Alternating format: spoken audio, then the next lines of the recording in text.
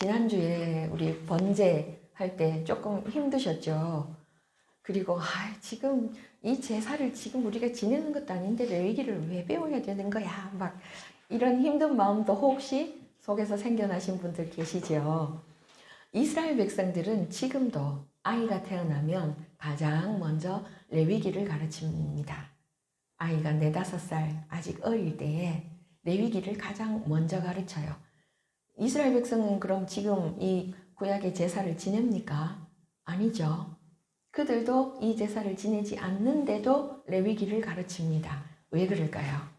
레위기가 하나님께 어떻게 나아가야 하는지, 하나님께 가까이 나아가는 방법을 이야기하고 있기 때문에 그래서 레위기를 가장 먼저 가르칩니다. 그런데 오늘날 우리 한국의 교회에서는 레위기를 주일에 듣기는 조금 쉽지 않아요. 그죠? 수십 년 교회 다녔어도 저도 주일에 레위기 설교를 들어본 기억이 거의 없어요. 근데 이 레위기가 무엇을 가르친다고요? 하나님께 가까이 나아가는 방법을 가르칩니다. 그래서 사실은 우리가 레위기를 좀 더 많이 읽고 듣고 묵상하고 기회가 닿는 대로 공부해야 합니다. 그런 의미에서 우리 지난주에 배운 번제 기억나십니까? 히브리어로 뭐였습니까? 올라. 뜻이 뭐였습니까? 올라간다. 뭐가 올라가요? 예, 향기가 올라가요. 왜 그게 향기였죠? 짐승이 타는데. 예, 짐승에게 전가된 우리의 죄가 타는 것이기 때문에 그래서 하나님께는 그것이 향기라고 했었죠. 제물은 반드시 가축이어야 했습니다. 그죠? 자기가 기르던 자기의 땀과 수고와 눈물이 들어가 있는 가축이어야만 했는데 그런데 가난한 자를 위해서 예외가 있었죠. 그것이 산비둘기였습니다. 기억나죠? 그리고 이 제사를 위해서는 집에서 흠 없는 소나 양이나 염소를 집에서 미리 준비해서 끌고 왔어야 됐는데 와가지고 제사장에게 검사를 받고 자기 죄를 고백하면서 그 짐승에게 안수한다 그랬죠. 내 죄를 짐승에게 덮어 씌운다고 했잖아요. 그렇게 덮어 씌워서 네가 나 대신 죽는다.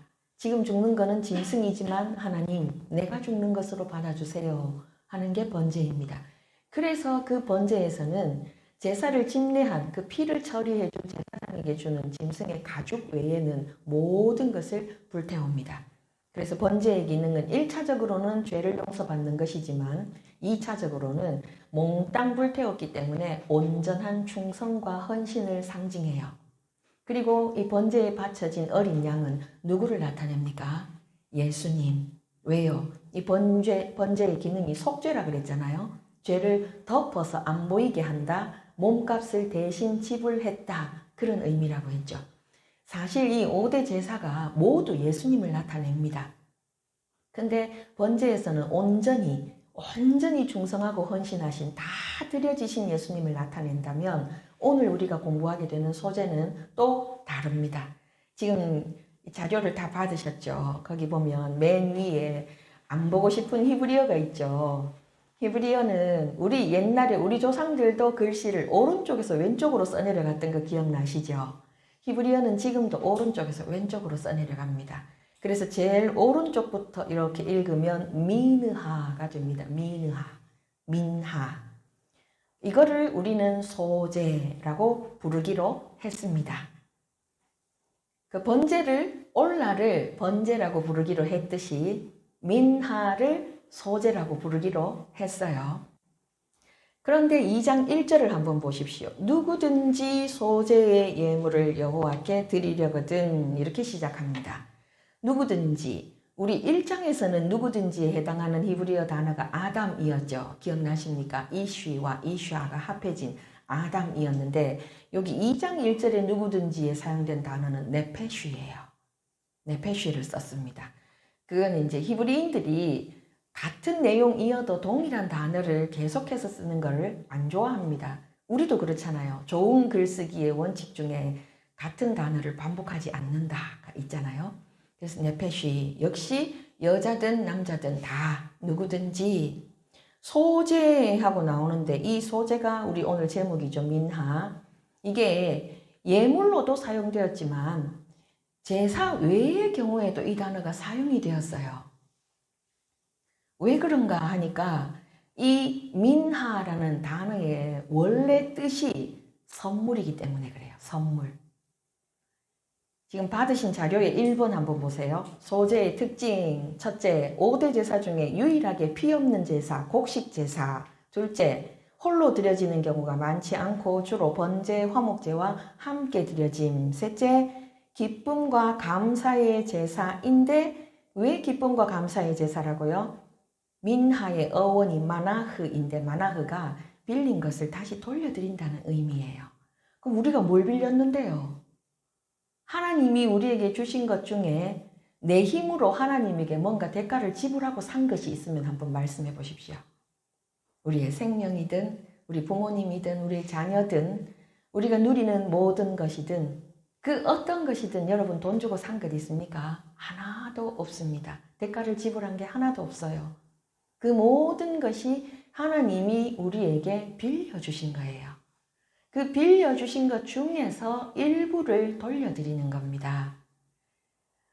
여기 손주를 키우고 계시는 분들이 계시는데, 자, 손주에게 할아버지가 과자를 한 봉지 사주셨어요.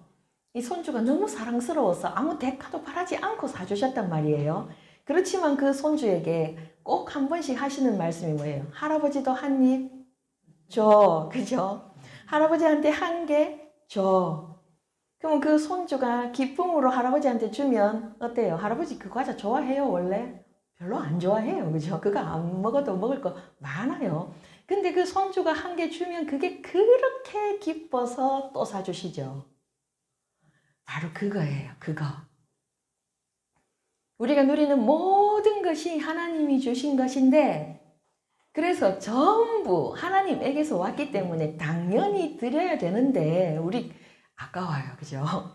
잘 못 드려요. 믿음이 어릴 때는 11조도 아까워요. 그렇게 잘 못 드리는데 그거 어쩌다가 하나님께 드리면 하나님이 어떻게 하신다고요? 기쁨을 이기지 못하십니다. 그게 소제예요. 기쁨과 감사로 드리는 제사. 근데 이게 제사 때만 쓰인 게 아니라 대인관계에서도 쓰였거든요. 야곱이 그 형 에서가 자기를 죽이려고 올 때 뭐를 보냈습니까? 바로 이 민하를 보냈습니다. 한두 번 보낸 게 아니라 보내고 또 보냈습니다. 그 야곱이 나중에 요셉이 요셉인 줄 알지 못할 때에 요셉의 형들 손에 또 뭐를 들려보냈습니까? 민하를 들려보냈습니다. 그런 관계에서도 쓰였어요. 이게 선물입니다. 근데 예물을 여호와께 드리려거든 고운 가루로 가져갈 것이라고 하잖아요. 고운 가루로.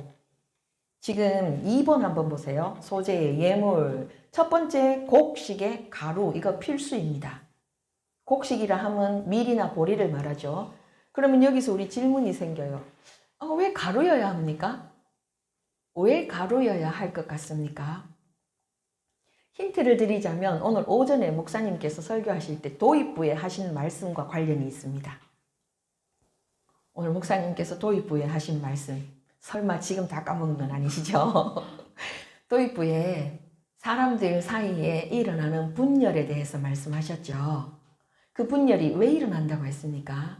나와 네가 다른 것을 인정하지 않기 때문이죠. 그죠?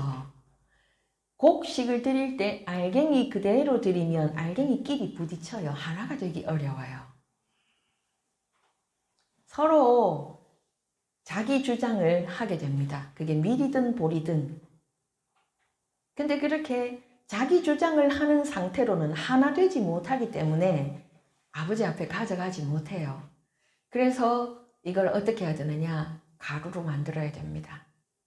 가루로 만드는데 대충이 아니고 어떤 가루라고 합니까? 고운 가루래요. 이때 고운 가루는 겉껍질을 벗겨내고 속에 있는 알맹이만 계속 힘들여서 빻아서 가루로 만들어야 돼요. 근데 요즘은 이게요, 그냥 공장에서 나오잖아요. 여러분 요즘 밀가루 얼마나 곱습니까? 근데 과거에 공장이 어디 있어요? 기계가 어디 있습니까? 이 예물을 드리던 당시를 생각해 보세요. 이거 다 사람 손으로 갈아야 됩니다. 힘쓰고 애써서 갈고 또 갈고 또 갈아야 돼요. 맷돌에다가 절구에다가 넣고 열심히 갈아야 됩니다. 진짜 곱게 서로 뭉쳐질 때까지 갈아야 됩니다. 그래야 하나가 되어서 아버지 앞에 바쳐질 수 있습니다. 그러면 자, 가루 만들었어요. 그럼 될 것 같잖아요. 근데 그 다음에 두 번째가 뭡니까? 올리브 기름 여러분 좋아하시죠? 이것도 필수입니다. 그럼 올리브 기름, 우리가 지금 시중에서 구입하는 올리브 기름은 종류가 여러 가지예요. 그죠? 그럼 여기 나오는 이 올리브 기름이 뭔가? 우리가 좋아하는 엑스트라 버진입니다. 그것도 어떤 엑스트라 버진이냐? 냉압착입니다. 열을 가하지 않아요. 제일 비싼 거. 산도 0.2 아래로 내려가는 제일 비싼 냉압착 올리브 기름을 반드시 넣어야 됩니다. 그거를 가루 위에 부어요. 왜요? 알갱이들은 서로 부딪혀서 하나 되지 못한다고 했죠. 그럼 가루로 만들었으면 하나 되는 거 아니에요? 여러분, 가루는요, 바람 불면 어떻게 됩니까? 다 날아갑니다. 바람 안 불어도 약간의 충격만 주어져도 어떻게 돼요? 다 날아가 버려요. 뿔뿔이 흩어집니다. 그래서 이것들을 하나로 만들기 위해서는 물을 넣든지 기름을 넣든지 뭔가 이 가루들을 섞어줄 것이 필요해요. 그게 바로 이 올리브 기름이에요. 그래서 이 올리브 기름은 필수로 들어갑니다. 근데 필수로 들어가는데 그럼 이 기름이 뭘 상징하느냐? 성경에서 기름은 거의 예외 없이 두 가지를 상징해요. 첫째는 성령입니다. 성령을 상징하는 예가 사무엘상 10장 1절과 9절에 있죠. 함께 읽어보겠습니다. 시작. 이에 사무엘이 기름병을 가져다가 사울의 머리에 붓고 입맞추며 이르되 여호와께서 내게 기름을 부으사 그의 기업의 지도자로 삼지 아니하셨느냐. 그가 사무엘에게서 떠나려고 몸을 돌이킬 때에 하나님이 새 마음을 주셨고 그 징조도 다 응하니라. 아멘. 여기 지금 사무엘이 사울의 머리에 기름을 부었을 때 하나님이 새 마음을 주신 것 누구의 일입니까? 성령 하나님의 일입니다. 그 밑에 있는 사무엘상 16장 13절도 역시 성령 하나님이 나옵니다. 함께 읽어보겠습니다. 시작. 사무엘이 기름 뿔병을 가져다가 그의 형제 중에서 그에게 부었더니 이날 이후로 다윗이 여호와의 영에게 크게 감동되니라. 아멘. 이때는 누구에게 기름을 부었습니까? 다윗에게 기름을 부었더니 어떻게 됐다고요? 여호와의 영. 이게 누군데요? 성령 하나님이죠. 성령에 크게 감동되니라. 이렇게 나와 있습니다. 그러면 성령만 상징하느냐 기름이? 아니에요. 기쁨을 상징하기도 해요. 그게 이사야 61장 3절이에요. 함께 읽습니다. 시작. 무릇 시온에서 슬퍼하는 자에게 화관을 주어 그 죄를 대신하며 기쁨의 기름으로 그 슬픔을 대신하며 찬송의 옷으로 그 근심을 대신하시고 그들이 의의 나무 곧 여호와께서 심으신 그 영광을 나타낼 자라 일컬음을 받게 하려 하심이라. 아멘. 바로 이런 역할을 기름이 해요. 성령 하나님을 상징하고 또 기쁨을 상징하는 이 기름이 가루에 반드시 들어가야 되는 이유. 우리는 스스로의 힘으로는 도무지 옆에 사람을 봐줄 수가 없습니다. 사랑해서 죽고 못 살아 결혼했던 부부간에도 사소한 것으로 싸웁니다. 제가 예전에 어떤 부부를 봤는데요. 옷걸이에 뾰족한 부분이 뒤로 가게 거느냐 앞으로 가게 거느냐를 놓고 3년 싸우는 부부를 봤습니다. 아, 그거 이렇게 걸면 어떻고 저렇게 걸면 어떻습니까? 그게 3년 싸울 일입니까? 사랑해서 결혼해도 그렇더라고요. 우리는 그래요. 성령 하나님이 함께 하셔야 우리 연합할 수 있어요. 그래서 가루 위에 기름이 부어져야 하고 그 다음에 세 번째, 유향은 선택입니다. 이거는 내 맘대로 선택하는 게 아니라 어떻게 예물을 드리느냐에 따라서 유향이 들어가기도 하고 안 들어가기도 해요. 그럼 이 유향은 또 뭐를 상징하느냐? 거룩과 헌신, 기쁨을 역시 상징합니다. 왜 그러냐 하니까 이 유향은 출애굽기 30장, 요거는 집에 가서 보세요. 출애굽기 30장 34절부터 38절까지 보면 성소에는 향을 피우는 분향단이 있죠. 그 분향단에서 피워 올리는 향을 제조하는 방법이 나옵니다. 출애굽기 30장 34절부터 38절까지의 거룩한 향을 제조하는 방법이 나오는데 그 향을 제조할 때 베이스가 되는 게 유향이에요. 그래서 이게 거룩과 헌신을 상징합니다. 그리고 기쁨을 상징하는데 시편 141편 2절은 개역개정도 읽고 그 뒤에 나오는 건 메시지 성경인데요. 이어서 한번 읽어보겠습니다. 시작. 나의 기도가 주의 앞에 분향함과 같이 되며 나의 손드는 것이 저녁 제사같이 되게 하소서. 내 기도를 주께 피어오르는 향으로 여겨주소서. 들어올린 두 손은 나의 저녁 기도입니다. 유향이 이렇게 우리의 거룩과 헌신을 상징해요. 그리고 기쁨을 상징한다 했죠. 잠언 27장 9절 상반절 함께 읽습니다. 시작. 기름과 향이 사람의 마음을 즐겁게 하나니. 바로 이런 이유로 유향은 하나님께 몽땅 다 드립니다. 유향이 바쳐지면 이것은 몽땅 다 바쳐져요. 제사장의 몫이 없습니다. 이따 나옵니다. 그리고 네 번째 소금하고 나오죠. 소금도 필수입니다. 왜 필수냐 하니까 이 하나님의 언약의 소금이라고 성경에 지금 레위기에서 얘기하는데 언약의 주체가 누구시라는 거예요? 하나님이시라는 거예요. 근데 이 소금이 상징하는 게 뭡니까? 소금이 하는 역할이 뭐예요? 1차적으로 소금은 맛을 내고 그리고 썩는 것을 막아주죠. 부패를 방지합니다. 그래서 소금은 그러면 변하지 않는 영원한 것을 상징하고 그리고 성결과 거룩을 상징합니다. 그래서 이 소금은 절대로 예물에서 뺄 수 없습니다. 우리 아까 출애굽기 30장에 향을 만들 때에도 소금은 들어갑니다. 신기하죠? 소금을 쳐서 거룩하게 하라 이렇게 명령하시거든요. 소금이 꼭 필수적으로 들어갑니다. 그럼 지금 네 가지 재료 이제 머릿속에 들어갔죠. 고운 가루, 냉압착, 엑스트라 버진 올리브유, 그리고 유향, 소금 이 네 가지가 기본적으로 들어갑니다. 그런데 위에서 분명히 소재가 이게 홀로 드려지는 경우가 많지 않고 번제 화목제와 함께 드려진다 그랬는데 홀로 드려지는 소재 지금 여기 레위기 2장에서 얘기하지 않는 독특한 소재가 있어요. 그게 참고 파란색으로 되어 있는 부분입니다. 첫 번째가 의심의 소재예요. 민수기 5장에 나오는데 요거는 아내의 부정이 의심될 때 보리가루 10분의 1 에바를 예물로 드리고 이때는 이 아내의 부정을 밝히는 것이기 때문에 기쁨과 이 즐거움을 상징하는 유향이나 그 다음에 기름은 드리지가 않습니다. 그리고 가난한 자의 속죄제 이거는 나중에 이제 레위기 5장 할 때 나오는데요.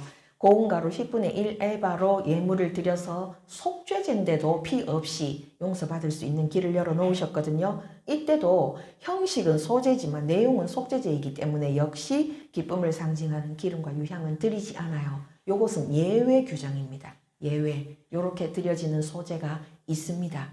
근데 오늘 다루고자 하는 것은 이게 아니죠. 그래서 밑으로 내려가 보시면 이제 소재의 종류가 나옵니다. 첫 번째가 생가루 그대로 드리는 소재예요. 가루 그대로 요리하지 않고. 두 번째는 이거를 요리해서 드리는 소재입니다. 그게 4절부터 9절까지. 그리고 세 번째는 첫 이삭을 소재로 바치는 방법이 14절부터 16절까지. 이렇게 세 가지 종류가 있어요. 어떻게 구별돼요? 생으로 드리느냐, 요리해서 드리느냐, 첫 곡식을 드리느냐. 이렇게 세 가지 종류가 있습니다. 그럼 이 각각을 어떻게 드리느냐? 첫째, 생가루를 드릴 때는 어떻게 하느냐? 고운 가루 위에 올리브 기름을 부어요. 그리고 그 위에 뭐를 놓습니까? 유향을 얌전하게 놓고 소금을 뿌립니다. 요게 생가루를 드리는 방법이에요. 가루 위에 올리브유 부어요. 그리고 유향을 살며시 얹어요. 곱게. 유향은 섞으면 안 됩니다. 그냥 그 위에 얹어야 됩니다. 토핑입니다. 토핑으로 얹어놓고 소금을 뿌립니다. 그렇게 해서 가지고 가면 그럼 제사장은 어떻게 하느냐? 이 기름을 부어놓은 가루를 한 줌 떠서 제단 위에 기념물로 불사릅니다. 근데 한 줌 뜰 때 이 가루 위에 기름을 부었다고 했잖아요. 그 기름을 부은 가루는 한 줌을 뜨고 유향은 한 개도 남김없이 몽땅 다 제단에 바쳐야 됩니다. 그렇게 해가지고 제단 위에서 불 태우고 나머지는 제사장의 몫이에요. 여기 생가루 가장 간단하죠. 그렇지만 돈은 좀 들어요. 왜? 유향 여러분 요즘은 유향이 크게 안 비싸요. 그죠? 요즘은 그 대만에서 나오는 파스 혹시 써보셨어요? 대만에서 만드는 파스에는 유향이 들어가는 경우가 많다고 합니다. 이게 관절염의 특효 뭐 이렇게 얘기가 되는가 봐요. 이 옛날에 뭐 항생제 같은 게 없잖아요. 유향이 항생제 역할도 했답니다. 향만 나는 게 아니라. 그럼 이걸 어떻게 만드느냐? 이 유향 나무가 따로 있어요. 수지나무. 이 올리브과에 속하는 그 나무에다가 칼집을 냅니다. 칼집을 막 이렇게 아무렇게나 내는 게 아니라 세로로 이렇게 겉껍질을 벗겨서 칼집을 내면 거기서 우리 왜 소나무에 송진 나오듯이 그렇게 액이 나오면 그게 굳은 것이 유향이거든요. 그 유향이 이 당시에는 지금은 뭐 우리가 넉넉해서 비싸지 않다 이렇게 느낄 수 있지만 그 당시에는 비싸단 말이에요. 고급 재료예요. 그리고 이게 서민의 삶에 필요한 필수 재료가 아니잖아요. 필수 재료가 아닌 건 다 비쌉니다. 그렇게 기억하시면 됩니다. 그래서 요게 지금 유향이 들어가기 때문에 돈은 좀 들겠죠. 근데 두 번째, 요리해서 드리는 방법이 있어요. 음식의 소재. 요때는 유향이 들어갑니까? 안 들어갑니까? 안 들어갑니다. 요리하는 정성이 들어가는 대신 비싼 재료 유향은 안 들어갑니다. 요리할 때 요리하는 방법은 어떻게 하느냐? 세 가지 방법 중에 본인이 원하는 걸 선택하면 돼요. 첫째가 화덕에 굽는 겁니다. 화덕은 잘 아시잖아요. 우리 화덕에 구우면 맛있죠. 피자도 화덕에 구운 피자 맛있죠. 화덕에 굽는 방법인데 이때는 가루에다가 기름을 섞어서 뭐를 넣지 않고요. 누룩을 넣지 않고 무교병으로 아니면 그렇게 만들어서 그 위에 뭐를 발라요? 기름을 발라요. 그렇게 화덕에 굽는 방법이 있습니다. 그 다음에 두 번째는 철판에 붙이는, 요즘으로 치면 후라이팬에다가 전 붙이듯이 붙이는 방법이에요. 이때는 가루에 기름을 섞어서 구워서 구운 다음에 어떻게 하는가? 이거를 여러 조각으로 부수는 과정이 필요해요. 이걸 영어 성경에서는 대체로 크럼블로 번역을 해놨어요. 크럼블. 산산조각 내는 거 있죠. 이렇게 구웠는데 바삭하게 구워놓고는 팍! 으스러뜨려가지고 부숩니다. 그리고 그 위에 기름을 부어요. 그 다음에 세 번째는 냄비에 튀긴 거. 요거 이상하다. 개역 한글에는 보면 솥에 삶은 거 이렇게 나와 있는데 삶는 게 아니고 그럼 손목사 혼자 튀기나? 아니요. 이게 원어에 삶는다는 표현이 없습니다. 의역을 한 거예요. 삶는다는 단어가 없고요. 그냥 이 냄비라는 단어만 나옵니다. 근데 이 냄비라는 단어 뒤에 보면 기름이라는 단어가 나오거든요. 그 어디에도 물을 넣어 삶았다는 게 없는데 번역을 조금 심하게 의역을 한 거죠. 그래서 요즘은 다들 이게 삶은 게 아니라 튀긴 거다 하고 인정하는 추세예요. 그래서 기름에 튀긴 겁니다. 보세요. 화덕에 구운 거 구워서 기름 발랐어요. 철판에 구운 거는요. 그 전 붙여가지고 부순 다음에 그 위에 또 기름을 부었어요.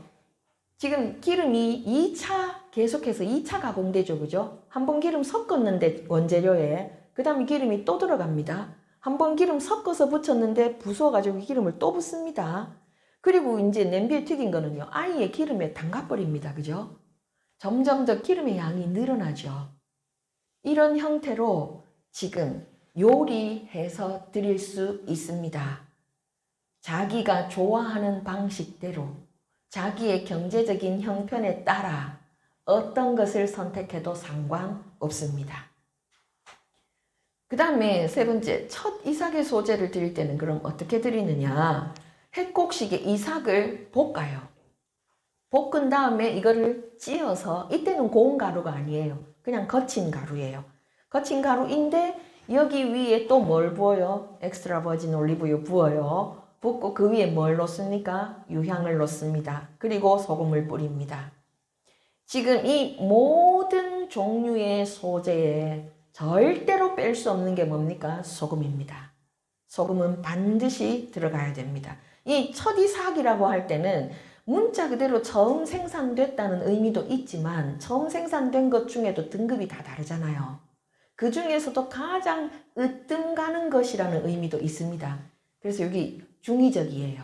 처음 생산된 것도 있지만 처음 생산된 것 중에서도 가장 으뜸 가는 것을 선별해서 하나님 앞에 가지고 옵니다. 왜요? 수확의 기쁨이 얼마나 큽니까? 이 수확하기까지 얼마나 많은 수고와 노동이 있었습니까?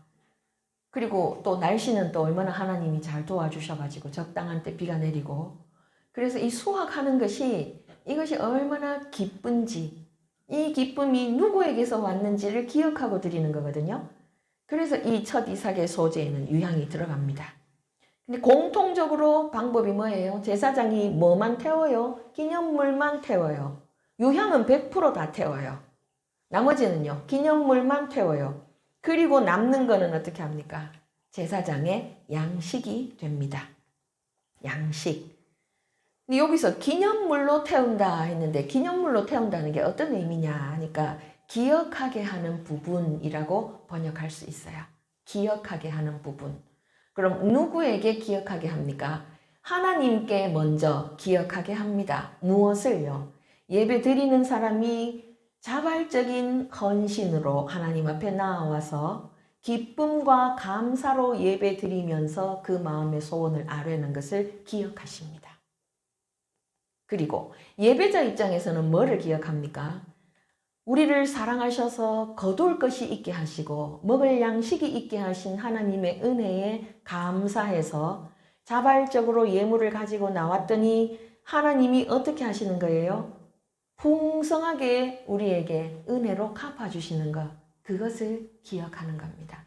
그러니까 하나님 편에서도 우리를 기억하시고 우리 편에서는 하나님을 기억하게 하는 것, 그것이 제단 위에서 불살라지는 기념물의 의미예요. 그러면 이 소제를 드릴 때 주의사항이 있습니다. 이거는 까딱 잘못하면 예배를 드리고 하나님 앞에 인정받지 못할 수 있기 때문에 정신 차리고 봐야 되는 부분인데요. 첫 번째, 소제물에 남은 것은 하나님이 3절에서 그리고 10절에서 지극히 거룩한 것 이렇게 표현하십니다. 드리고 남은 것에 대해서 지극히 거룩한 것. 그래서 이거는 누구만 먹느냐 하면 제사장만 먹어요. 제사장만 먹는다 그러면 우리는 흔히 뭐까지 기억해요? 아, 제사장하고 한 몸 된 부인과 그의 자녀들도 먹을 수 있겠지 이렇게 생각해요. 안 됩니다.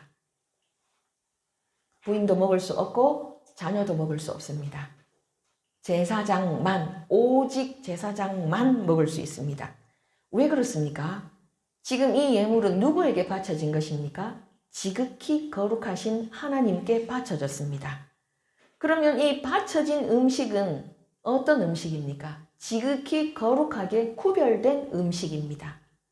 그런데 이것이 어디에서 바쳐졌습니까? 지극히 거룩하게 구별된 하나님이 만나주시겠다고 약속한 바로 이 회막에서 드려졌습니다. 그래서 이것이 회막 밖으로 나갈 수 없습니다.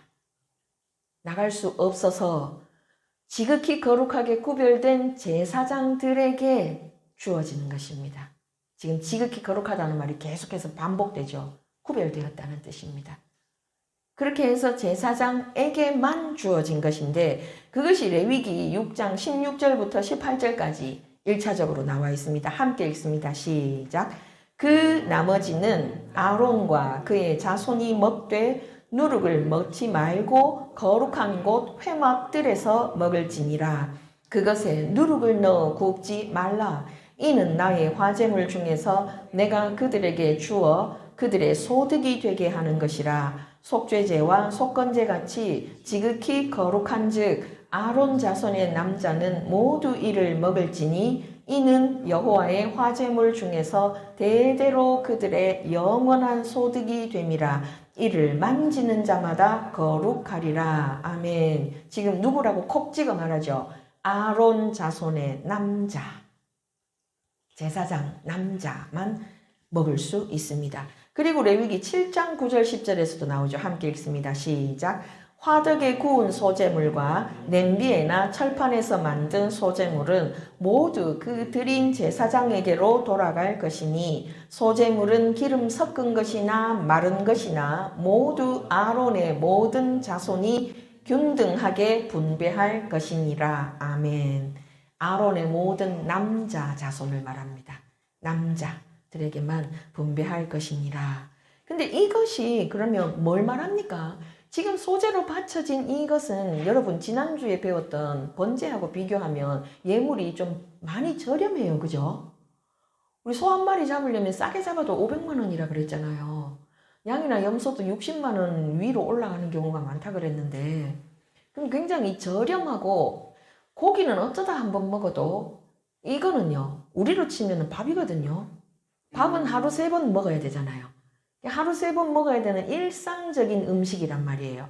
그럼 지금 여기서 하나님이 뭐를 말씀하시는 겁니까? 일상의 삶이 뭐 해야 된다? 거룩해야 한다는 것을 말씀하시는 거예요. 일상의 삶이 거룩해야 한다.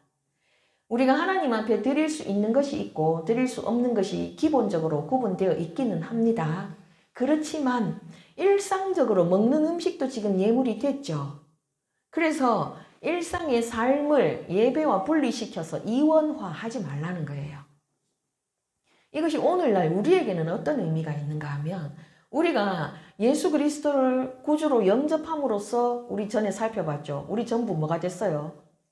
왕같은 제사장이 됐잖아요. 왕같은 제사장이 되었는데 성만찬을 통해서 예수님의 피와 살, 이 소제물로 바쳐진 예수님의 피와 살을 취함으로 우리 안에 이런 이중적인 효과가 나타납니다. 놀랍죠? 구약의 제사에서 지금 그걸 말씀해 주고 계십니다. 자, 그래서 소제물에 남은 것은 절대로 아론의 후손 제사장만 먹을 수 있다는 것이 첫 번째고, 둘째, 절대로 넣으면 안 되는 재료가 있어요. 절대로. 그게 뭐냐면 누룩과 꿀입니다. 히브리어에서 절대로 안 된다 할 때 쓰는 단어가 로라는 단어거든요. 로. 영어로 치면 never입니다. never. 절대 안 돼. 무슨 일이 있어도 안 돼. 이게 로예요. 여기서 로라는 단어가 쓰였어요.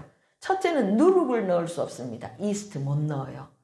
지금 가루를 가지고 와서 요리를 더군다나 하는 것도 있는데 이스트 넣으면 얼마나 부드럽고 맛있게요? 그죠? 진짜 얼마나 맛있게요? 근데 못 넣어요. 왜 못 넣어요? 거기 답이 들어있죠. 누룩은 부풀리는 성질이 있어요. 그래서 이게 발효가 되면 변질이 되고 과장되고 요만한 밀가루가 이만해지잖아요. 그 과장되는 것을 통해서 위선이 들어가고 부패하게 되고 그 부패가 전염이 되고 그리고 교만까지도 이 누룩이 상징합니다. 그래서 안 돼요. 그거를 고린도전서 5장 6절부터 8절까지에서는 이렇게 말씀합니다. 우리 함께 읽어보겠습니다. 시작. 여러분이 그런 일들을 겪으면서 보인 경망스럽고 무감각한 교만이 나를 괴롭게 합니다. 여러분은 작은 것으로 여기지만 그 교만은 작은 것이 아닙니다. 누룩은 작은 것이지만 빵반죽 전체를 아주 빨리 부풀어 오르게 합니다. 그러니 그 누룩을 제거하십시오. 우리의 참된 정체성은 한결같고 순수해야지 나쁜 성분 때문에 부풀려져서는 안 됩니다. 우리의 유월절 어린 양이신 메시아께서 이미 유월절 식사를 위해 희생되셨으므로 우리는 누룩을 넣지 않은 유월절 빵이 되었습니다.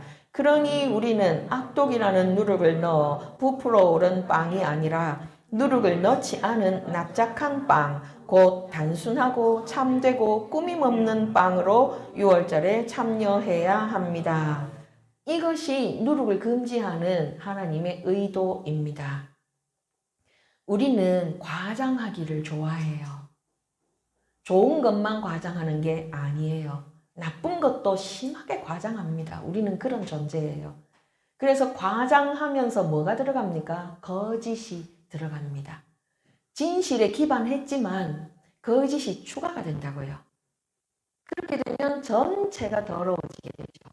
그게 하나님 보시기에는 나쁜 일이기 때문에 안 된다고 하신 것입니다. 두 번째 안 되는 건 뭡니까? 꿀입니다. 꿀. 꿀은 첫째 육신의 안락과 쾌락을 상징해요. 달콤하잖아요. 이때 뭐 물엿이 있어요. 설탕이 있어요. 뭐 아스파탐이 있어요. 뭐가 있어요. 이때 있는 건 오로지 꿀밖에 없어요. 그죠? 근데 이 꿀이 유일하게 단데 이 단 거 안 된다는 거예요. 근데 이방신에게 바치는 제물로는 꿀이 많이 사용됐다고 해요. 육신의 안락과 쾌락을 상징하기 때문에 안 되는데 이 꿀도 자연 상태 그대로 있을 때는 이게 10년이 가도 변질이 안 된다고 하거든요. 근데 지금 이게 열이 가해지면 이것도 부풀려진다고 해요. 그러면 누룩과 똑같은 똑같이 발효, 변질, 과장, 위선, 부패 뭐 이렇게 가는 거죠. 그래서 이게 안 됩니다. 누룩과 꿀은 안 됩니다.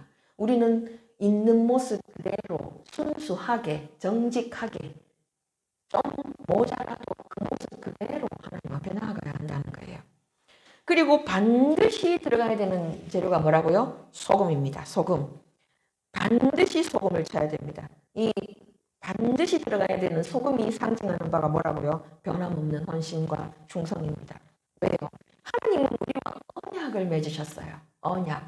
고대에 특히나 소금 언약이라고 얘기할 때는, 가볍게 얘기할 때는 각자 서로의 소금을 바꿔서 먹는다고 하고요. 심하게 얘기할 때는 두 사람의 손에 상처를 내고 그 사이에 두 집에 소금을 넣고 서로 악수해서 손을 비빈다고 하거든요. 끔찍하죠.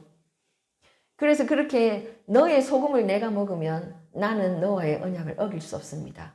오직 한 가지 경우 외에 죽음의 경우 외에는 그것이 어길 수 없는 언약이 됩니다. 그래서 하나님은 영원히 자기가 소금으로 언약한 이 백성을 버리지 않으신다는 것을 상징하고, 또 예배자에게는요, 우리 하나님께 이 언약을 죽을 때까지 지켜야 하는 의무가 생기는 것이죠. 그런 것입니다. 그 다음에 이제 마지막 페이지입니다. 힘을 내십시오. 다 와갑니다.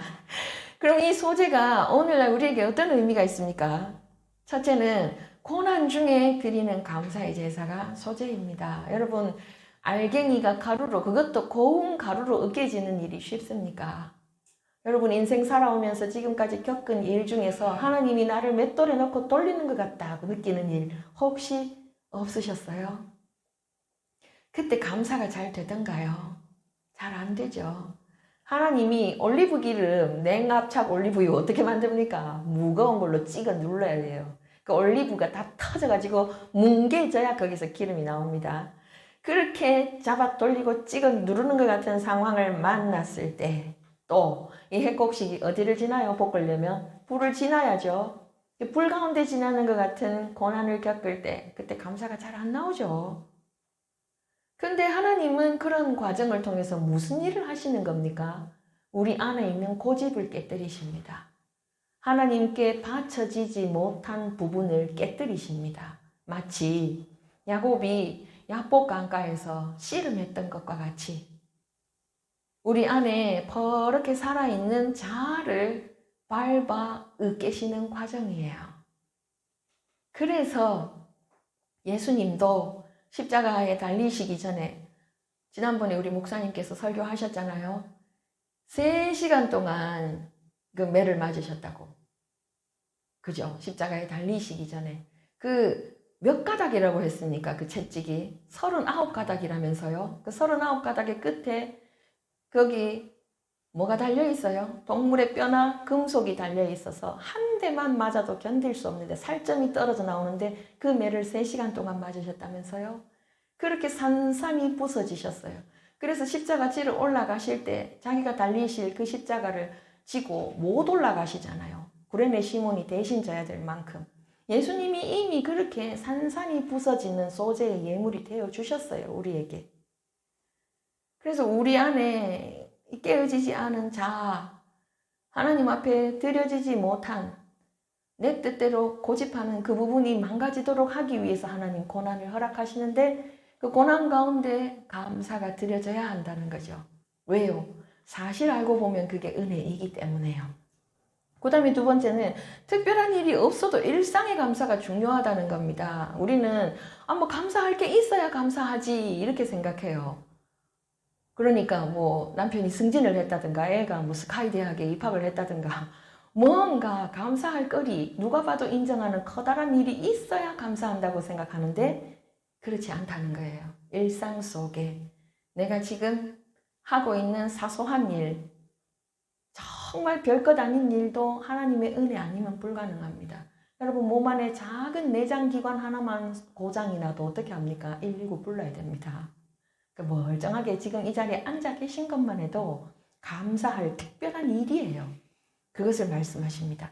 그리고 세 번째는 성령 하나님이 함께 하시지 않으면 감사할 수 없다 했죠. 소재에 어떤 경우에도 뺄 수 없는 게 이 냉압착 올리브유잖아요. 엑스트라 버진.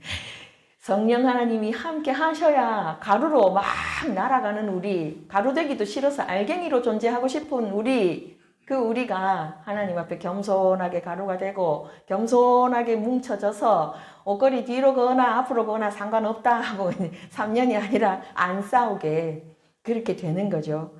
그래서 성령 하나님이 우리 안에 충만히 임하셔야 됩니다. 임하셔야. 그래서 지금 이 소재에는 아까 요리할 때는 어땠습니까? 꼭 이중적으로 기름이 들어갔잖아요. 섞어서 만들었는데 기름을 부어요. 그죠? 심한 경우에는 막 아예 담가서 튀겨요. 성령이 충만해야 됩니다. 그리고 네 번째, 감사할 때 우리는 하나님께 더 가까이 나아갈 수 있습니다. 이게 진짜 중요하죠. 감사 자체가 예물이지만 이게 또 선불이에요. 여러분 입술에 감사가 있으면 하나님 감사할 일들로 갚으십니다. 그것이 진짜입니다. 그래서 우리 삶에 적용하면 어떻게 됩니까? 하나님은 예배자를 부른다 하셨죠. 지난 시간에 와이크라 했잖아요. 가라보 동사를 쓰신 이유. 너 여기 가까이 나의 곁에 오너라. 나와 함께 교제하자. 이것이 레위기라고 했잖아요. 그러면 하나님이 우리에게 원하시는 게 뭐예요? 너 나와 함께한 기억들이 네 안에 많았으면 좋겠다.